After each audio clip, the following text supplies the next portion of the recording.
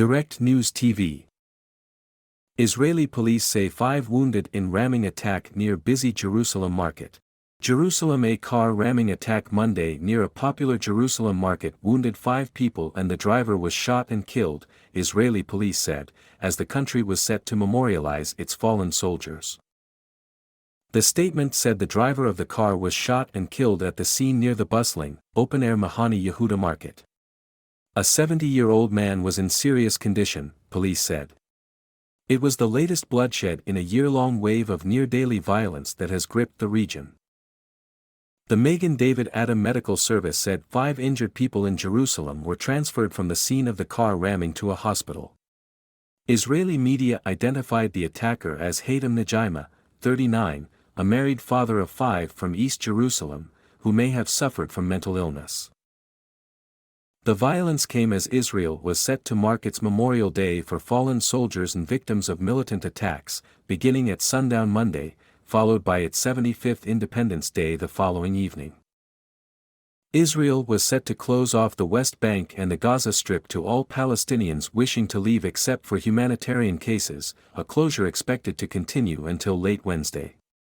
Israel regularly tightens its restrictions on movement out of the West Bank and Gaza during holidays in what it says is a security precaution. Hours earlier, the Palestinian Health Ministry said, Israeli forces operating in a refugee camp in the occupied West Bank killed a Palestinian man. The ministry identified the man as Suleiman Ayesh Awaid, 20, and said he was fatally shot in the Aqabat Jaber refugee camp. The camp has repeatedly been the scene of fighting between Israeli troops and Palestinians in recent months. The Israeli military said it was operating in the area when 2 suspects were spotted fleeing. Soldiers opened fire and struck at least one of the suspects. Violence between Israel and the Palestinians has spiked over the last year, after a bout of Palestinian attacks prompted Israel to launch near-nightly arrest raids into West Bank cities, villages and towns.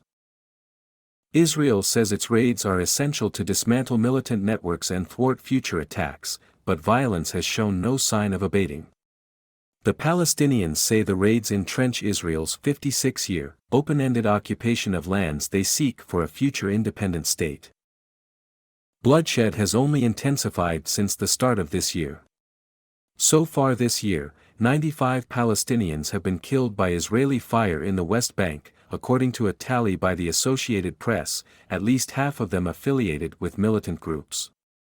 During that time, 19 people were killed in Palestinian attacks on Israelis. Tensions have been particularly high over the last month, as Muslims marked the holy month of Ramadan, which this year coincided with the Jewish holiday of Passover. Earlier this month, an Israeli police raid on Muslim worshippers at a sensitive Jerusalem holy site touched off rocket salvos from militants in Lebanon, the Gaza Strip and Syria, which Israel responded to with airstrikes. Also earlier this month, Palestinian gunmen killed 3 British-Israeli women, a mother and 2 of her daughters, as they were driving in their car in the West Bank. In a separate incident, an Italian tourist was killed and 5 others were wounded and a Palestinian Israeli's car careened onto a bike path near the beach in Tel Aviv in what authorities described as a suspected attack. My name is Kingsley.